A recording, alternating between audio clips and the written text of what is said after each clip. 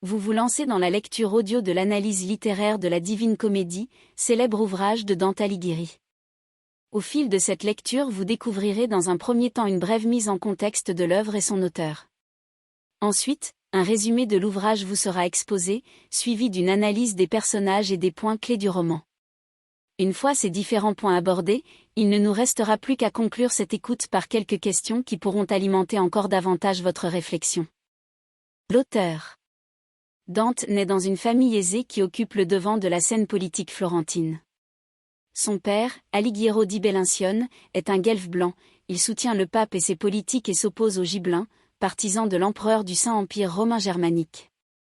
La politique, pour Dante, est essentielle. Il se bat aux côtés de la cavalerie des Guelfes lors de la bataille de Campaldino et occupe pendant plusieurs années un poste dans l'administration de la ville de Florence. À l'âge de 9 ans, Dante tombe amoureux de Beatrice Portinari, sans même lui adresser un mot. Celle-ci lui sert d'inspiration pour les œuvres Vita Nuova et la Divine Comédie, surtout après son décès en 1290. Les combats politiques de Dante l'obligent à s'exiler, d'abord pendant 2 ans et ensuite, définitivement. Cette situation est d'ailleurs l'un des thèmes principaux de la Divine Comédie. La distance lui permet de créer cette œuvre monumentale d'une ampleur jamais vue à Florence. 1 an avant sa mort, sans doute causée par la malaria qu'il contracte lors de l'un de ses voyages, il achève d'écrire le Paradis, déçu par la politique. L'œuvre. En plus de démocratiser la langue italienne en la répandant dans tout le pays, la Divine Comédie définit un imaginaire autour de la religion. En effet, jusqu'à l'écriture de ce livre, l'enfer n'avait jamais fait l'objet d'une vraie description. Avec l'aide d'évangiles apocryphes, Dante donne forme à l'au-delà. De plus, il rapproche la théologie médiévale à la vie sociale en remplissant l'enfer, le purgatoire et le paradis de personnages politiques et religieux. Le texte crée une architecture pour chacun des 3 espaces. L'enfer est chaotique, le purgatoire rempli d'œuvres d'art et le paradis consiste en un lieu éthéré. La Divine Comédie suit un Dante confus qui pénètre dans l'enfer, le purgatoire et le paradis guidé par Virgile, poète romain. Le chemin de Dante est une métaphore de l'amour, c'est Béatrice, son amante décédée et sa sauveuse spirituelle, qui l'emmène au paradis. Mais c'est également un récit politique car Dante choisit de condamner ou de sauver les personnes qu'il connaît, des personnages notables de son époque. Dans cette mesure, le livre est moderne et basé sur le commérage. L'œuvre de Dante marque la fin du Moyen Âge et le début de la Renaissance. Du premier, on retient la vision religieuse de l'amour et du monde, du second, on remarque l'importance de l'intérêt pour l'homme.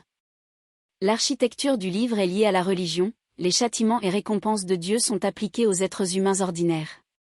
Le commérage de l'époque y est également fondamental. Résumé. 3 bêtes féroces. Dante, effrayé, apparaît dans une forêt obscure. Un lynx, un lion et une louve le pourchassent. Il fuit et tombe sur Virgile, son maître, qui le calme, il deviendra son guide. Virgile se présente comme l'envoyé de Béatrice, son amante. Les voyageurs descendent vers l'enfer. Dans le vestibule se trouvent les indolents, condamnés à se faire persécuter par d'énormes insectes jusqu'à l'Achéron. Le fleuve de l'Achéron et le tremblement de terre en enfer. En traversant l'Achéron, Dante arrive dans les limbes, le premier cercle de l'enfer. Là, se trouvent les baptisés qui souffrent.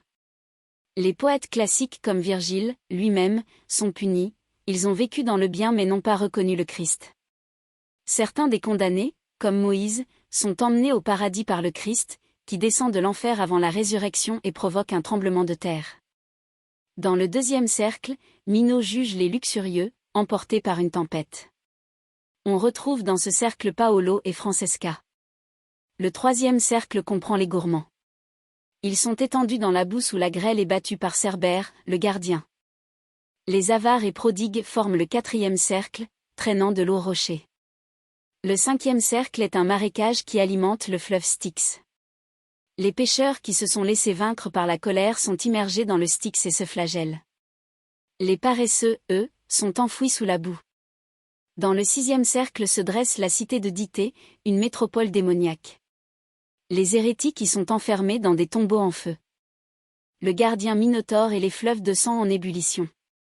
Le Minotaure, créature mythologique aux corps humains et à la tête de taureau, garde le 7e cercle. Celui-ci est divisé. Nous espérons que vous avez apprécié cet aperçu. Pour continuer à écouter ce livre audio sur Google Play Livres, utilisez le lien dans la description de la vidéo.